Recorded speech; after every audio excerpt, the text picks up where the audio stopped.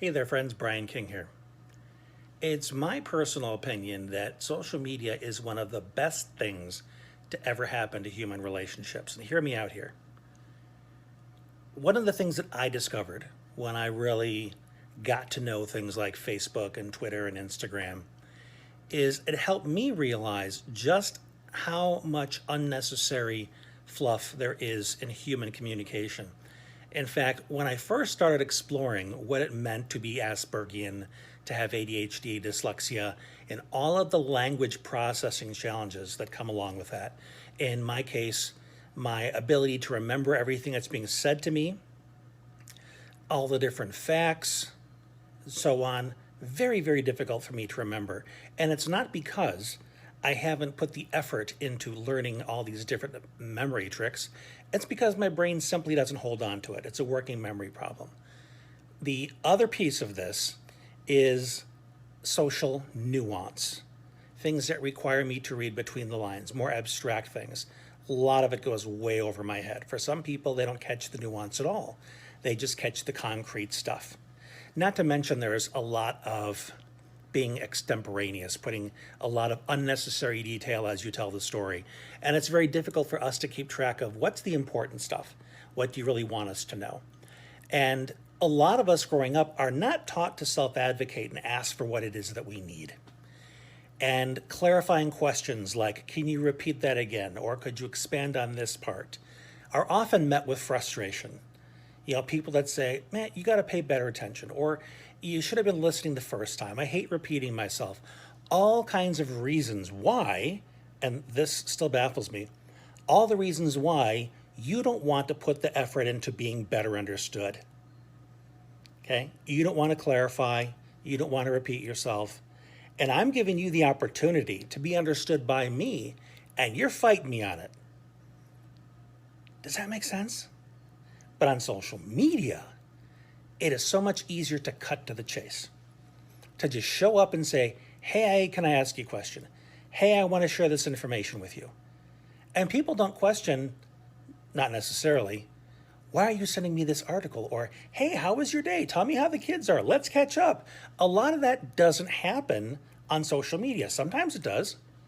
But for folks like myself who really need it short and sweet, it's much easier a platform for us to simply cut to the chase.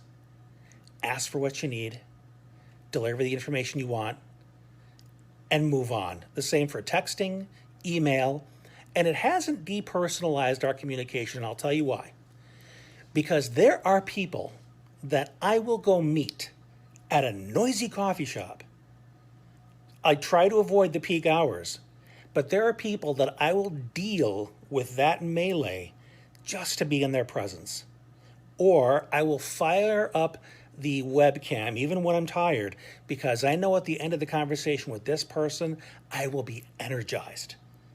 So it's not that I'm completely shunning relationships.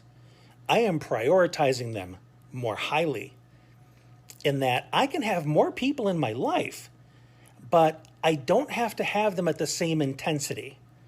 There are certain people that I can take their personal energy. I can take it on web chat. I can take it in person. But there are some people that they're wonderful.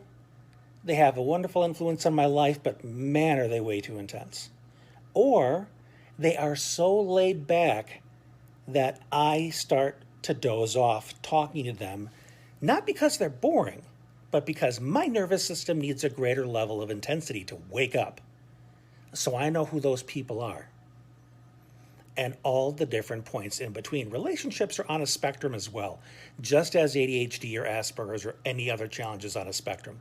And buffers like Facebook, texting, those are essential to helping us protect our energy, protect our bandwidth, just find the balance of what it is we need in order to be effective in relationships.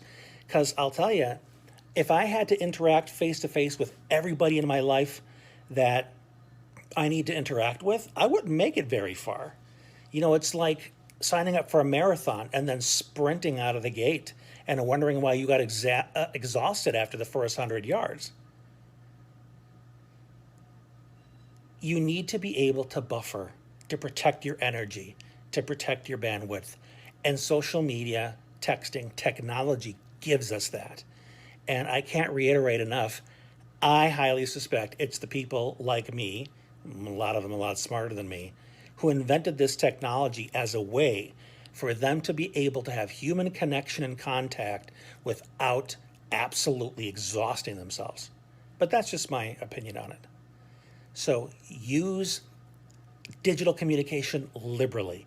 Use it the way you need it in order to be able to meet your social needs, meet your career goals, your personal goals in a way that's not going to so exhaust you that relationships become a source of pain. At least not all of them. So that's just my 2 cents. Hopefully this has been useful for you. If so, please share it with somebody who really needs to hear this message. Until we talk again soon, this has been Brian. Thanks for being you. The podcast you just heard was made using Anchor. Ever thought about making your own podcast? Anchor makes it really easy for anyone to get started. It's a one-stop shop for recording, hosting, and distributing podcasts. Best of all, it's 100% free. Sign up now at anchor.fm/new. That's anchor.fm/new to get started.